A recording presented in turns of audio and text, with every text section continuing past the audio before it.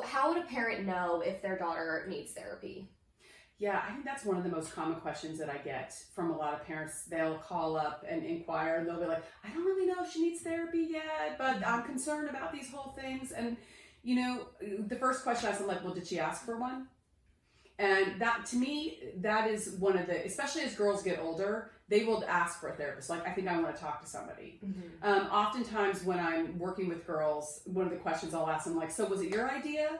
Or was it somebody else's idea for you to come to therapy? And a lot of times I'm like, oh, a little bit of both. Like, I wasn't doing really well, and then my mom suggested, and I was like, okay. Or sometimes, usually it's with my girls that are a bit young, on the younger side, I'll be like, not my idea. Like, no. I'm like, okay, so now I know what we're working with here. Yeah. Like, I'm going to know how to proceed. But I think that, if they're asking for therapy, you want to pay attention to that. You're also just going to want to see how, if they're not able to function with some like basic everyday things, like, are they having a harder time going and hanging out with their friends? Are their friends like calling them up and they'll be like, yeah, I don't want to go, or I don't want to do this. Or you're seeing things where they don't want to participate in certain things that would seem might be fun for them, like for them, or really would be an age appropriate thing to be able to do. The other part of it is when you're looking at like unexplained physical symptoms, okay? There is a real reason why there is a bunch of girls that go through the whole GI specialist thing. Been there. Yeah. Okay. And look, myself included, when I was younger, it was that part of feeling sick to your stomach, being afraid you're going to throw up in front of people. Yeah. All of that stuff happens. And really, that feeling sick to your stomach goes hand in hand with anxiety. It goes right along with the fight or flight response, with your system and your gut turning off and all of those things, that it's like, helping girls understand, that is part of your anxiety, and it's a separate thing. You always go have them checked out medically first. You want to rule out all of those things, but it's when there are unexplained symptoms that they're having, that's when you want to be like, okay, like sometimes the doctor will say, you know what, maybe this is something different. Maybe she should, go ahead and, look into maybe talking to someone. That's one of the most frequent reasons why I get a lot of my younger girls when they come to me when they're young.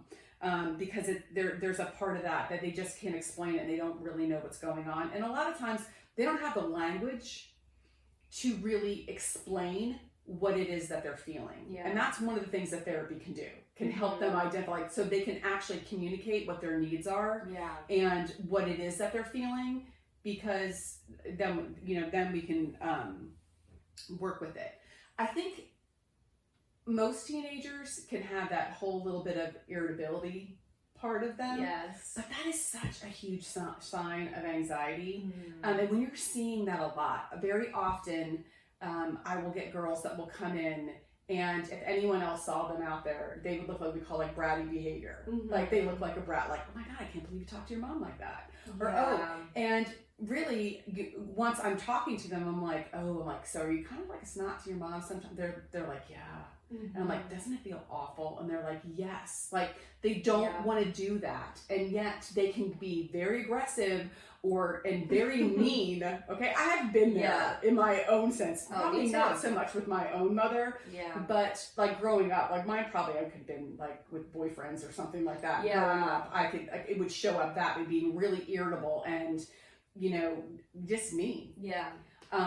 And sometimes when we look at that, there could be an underlying piece of anxiety that's there. That's always good to have somebody be able to go and talk about. Yeah. Obviously, if they talk about wanting to hurt themselves or whatever, you immediately want to get them to see and be able to talk to someone. But I think, I speak with this, it's moms that get them into therapy. I do have a lot of dads that call, and dads that are great, that are like, I'm going to get this handled. And you know what? Usually it's the dads that have anxiety themselves, and they recognize it, and they're like, oh no, we're getting this taken care of. Yeah. But mostly with mom, like I'll tell them, like, listen, your daughter, when something just does not feel right. Trust your gut on that part of it, and let's see what happens. Honestly, what does a couple therapy sessions really mean? if it's like, no, you know, I don't really think she has a disorder, but I do think she's having a hard time transitioning or doing something with whatever, that this could be helpful with it. That, you know, it doesn't mean, okay, she needs medication or she needs to be in long-term therapy or anything like that, but she just might need that little bit to be able to help them. I being a therapist, I am a, you know, rather be safe than sorry on that part of it, because the longer, what happens is the longer you wait to get someone therapy when they could use that, the more you're putting them at risk for depression, for looking at like drugs and alcohol, addiction type of things can come up from that, because they have all this anxiety that they cannot manage. So they look for other ways to be able to do that through self-medication.